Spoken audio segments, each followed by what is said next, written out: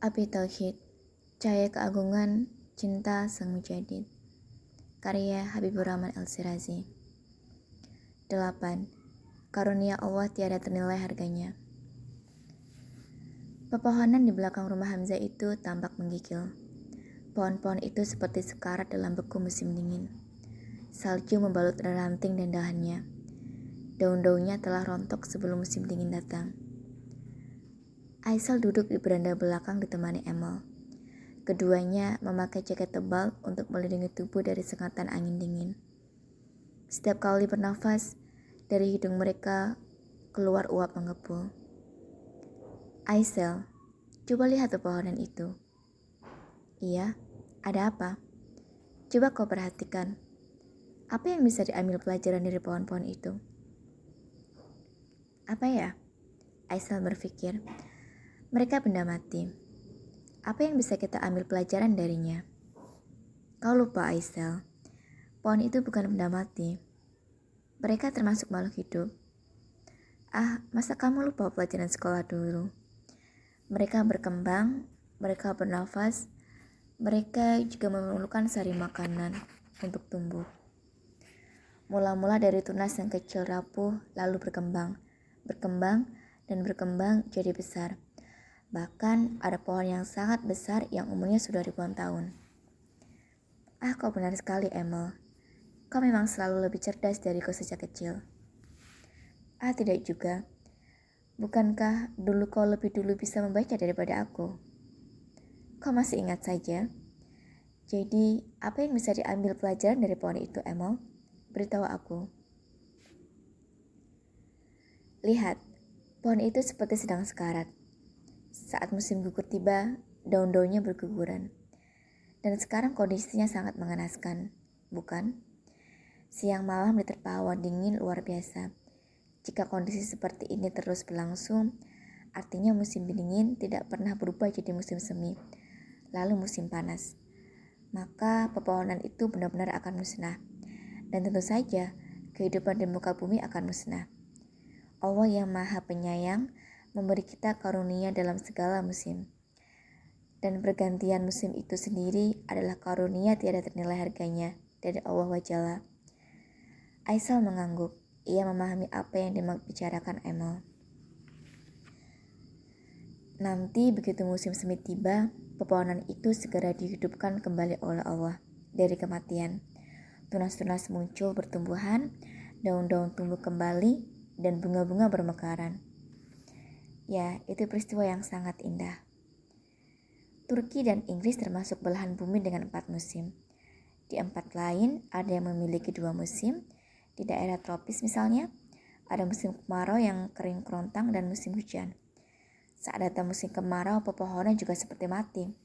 Rerumputan kering dan musnah. Tapi begitu Allah menurunkan hujan, musim kemarau berganti musim hujan. Rahmat Allah tampak hadir. Pepohonan tumbuh lebat, rerumputan menghijaukan bumi, buah-buahan bermunculan untuk menjadi jamuan lezat umat manusia. Pepohonan yang mati dan sekarat itu bisa hidup lagi saat berganti musim dengan sentuhan rahmat Tuhan ya? Benar sekali. Al-Quran menjelaskan hal itu dengan sangat indah di beberapa tempat. Di antaranya dalam surat Ar-Rum ayat 48-50. Emel membacakan ayat-ayat itu dengan suara merdu. Aisel menikmati suara Emel itu. Artinya apa itu, Emel? Artinya Allah lah yang mengirimkan angin, lalu angin menggerakkan awan, dan Allah membentangkannya di langit menurut yang Dia kehendaki. Dan dijadikannya berkumpal-kumpal, lalu engkau lihat hujan keluar dari celah-celahnya. Maka apabila Dia menurunkannya kepada hamba-hambanya yang Dia kehendaki, tiba-tiba mereka bergembira. Padahal walaupun sebelum hujan diturunkan kepada mereka, mereka benar-benar telah berputus asa. Maka perhatikanlah bekas-bekas rahmat Allah, bagaimana Allah telah menghidupkan bumi setelah mati. Sungguh itu berarti Dia pasti berkuasa menghidupkan yang telah mati. Dan Dia maha kuasa atas segala sesuatu. Indah sekali, tidak Aisel? Emel teringat Ustadz Said Nursi mengulang-ulang ayat 50 dari surat Ar-Rum itu. Emel berkata pada Aisel, maka perhatikanlah bekas-bekas rahmat Allah. bagaimana Allah telah menghidupkan bumi setelah mati. Ya, aku memperhatikannya, Emil. Emil kembali berkata, maka perhatikanlah bekas-bekas rahmat Allah, bagaimana Allah telah menghidupkan bumi setelah mati. Kedua mata Aisel berkaca-kaca. Aku memperhatikannya, Emil. Aku memperhatikannya. Emil melanjutkan, Aisel, jangan sekali-kali putus asa dari rahmat Allah. Kau masih muda, mungkin hidupmu sedang dalam keadaan musim dingin yang membeku, atau musim kemarau yang kerontang. Tapi ingatlah, rahmat Allah selalu turun dalam pergantian musim. Kau harus lewati musim-musim berat itu. Kau harus lebih tabah dan lebih kuat dari pohon itu. Tak lama lagi pohon itu akan hidup lagi, dengan suasana yang baru, dengan tunas yang baru dan bunga-bunga yang baru, dengan keindahan dan keharuman yang tidak kalah dengan musim-musim semi yang telah lalu. Aisel menangis. Di dalam kamar Hamzah, Fahmi, dan Subki tampak sibuk berkemas. Mereka akan meninggalkan koper besar dan hanya membawa tas tenteng berisi pakaian yang diperlukan saja. Hamzah masuk sambil tersenyum. Bagaimana? Sudah siap? Insya Allah sudah, jawab Fahmi. Subki? Siap. Bagus, ayo kita berangkat. Bila sudah datang bawa van. Kita akan meluncur ke kota Sanlova. Kita akan melewati Pinar Basem, Saros, Koksun, dan Kahraman Maras. Mungkin kita akan menginap di Kahraman Maras. Bilal punya kakak kandung yang tinggal di Kahraman Maras. Kakak kandung Bilal itu seorang hoka yang juga pecinta Al-Ustadz Said Nursi. Ayo. Hamzah mengambil tasnya dan melangkah keluar meninggalkan kamar diikuti Fahmi dan Subki. Di ruang tamu, Bilal telah menunggu. Di situ juga tampak duduk ayah Hamzah, lelaki setengah baya berkopiah putih bernama Mehmet Badakoglu, dan istrinya yang juga tampak sudah berumur. Namun gulat kecantikannya masih tersisa bernama Rabiye Badakoglu. Hamzah pamit mencium tangan ayah dan ibunya, diikuti Fahmi dan Subki, juga Bilal. Saat mereka hendak melangkah keluar rumah, Emil berteriak, "Tunggu!" Hamzah menghentikan langkahnya. Ada apa, Emil? Semua mata tertuju pada gadis yang memakai abaya coklat muda dengan muka ditutup cadar putih itu.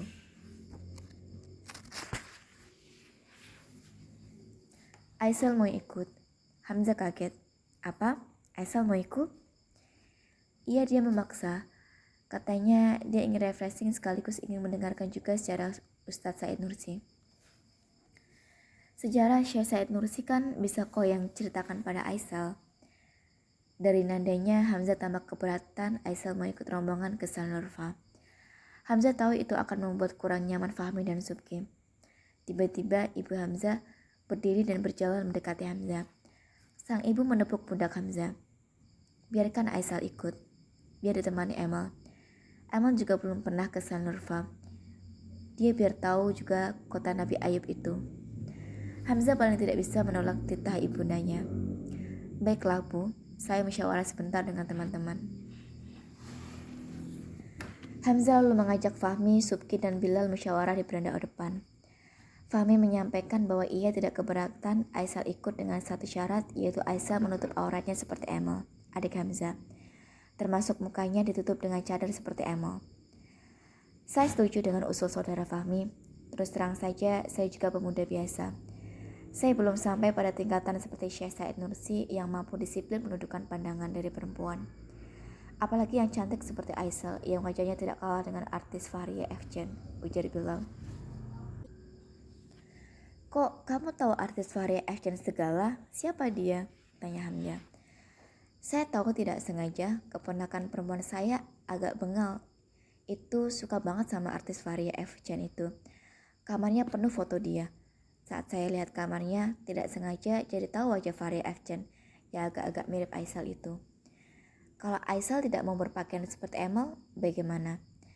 Bilal mengangkat kedua bahunya. Ya, terserah kamu. Hamzah lalu masuk dan memberitahu kepada Aisel dan Emil persyaratan diperbolehkannya Aisel ikut. Ternyata Aisel menyanggupi syarat itu. Tapi aku tidak punya pakaian seperti itu. Kau bisa pinjam milikku? Kebetulan ukuran tubuh kita sepertinya sama, kata Emil. Baiklah, terima kasih Emil. Agak cepat sedikit ya berkemasnya.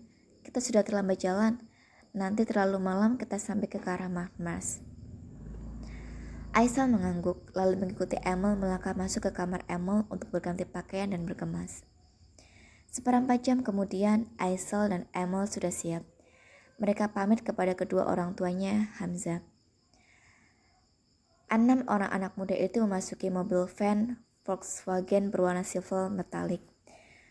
Bilal berada di kursi kemudi, di sampingnya adalah Hamzah.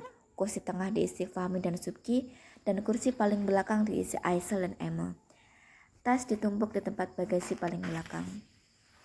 Dengan diiringi takbir dan doa safar, mereka memulai perjalanan darat menuju Sandurfa. Fahmi melihat keluar jendela. Gunung Erciyes tampak gagah menjulang. Dari puncak sampai kaki gunung, Erciyes didominasi warna putih salju. Fahmi harus mengakui, Turki memiliki pesona tersendiri. Sebagaimana kampung halamannya Tegal Randu dengan danau-danau kelakahnya, memiliki pesonanya tersendiri. Dan itu semua adalah ciptaan Allah yang Maha Kuasa atas segala sesuatu. Mobil van itu meluncur di jalan aspal yang basah, meninggalkan kota Kayseri. Dalam perjalanan, Bilal meminta Hamzah untuk menggantikan dirinya menyambung sejarah keteladanan sang mujadid Baiduzaman Said Nursi. Untungnya bahwa mobil yang dikendari adalah Volkswagen Transporter C5 yang halus dan mewah. Suara mesin nyaris tidak terdengar, sehingga Hamzah bisa bercerita tentang masa kecil Syekh Said Nursi dengan tenang. Dan seluruh penumpang mobil itu bisa mendengarkan dengan jelas dan nyaman. Segala puji milik Allah, gumam Bilal. Kenapa? Saud Hamzah. Kita semua bisa berbahasa Inggris, jadi komunikasi mudah. Ya, alhamdulillah. Tapi lebih indah kalau kita berkomunikasi dalam bahasa Arab. Itu bahasa Rasulullah, Saud Subki. Benar, kita bertiga yang belajar di Madinah tidak masalah. Tapi Aisal dan Emil bagaimana? Tanya Hamzah. Saya juga bagaimana? Saya hanya bisa bahasa Arab sedikit-sedikit saja, tegas Bilal. Pakai bahasa Turki saja, saya lebih nyaman. Aisal juga nyaman, kata Emil dari belakang. Bahasa Turki? Aduh ampun, kalau kalian pada pakai bahasa Turki, saya dan Fahmi jadi patung mati. Semua tersenyum mendengar jawaban Subki. Mobil van Volkswagen itu meluncur cepat, menembus dinginnya udara. Di sebelah kanan dari jendela Fahmi, terus menikmati panorama Gunung Erciyes yang tegak menjulang.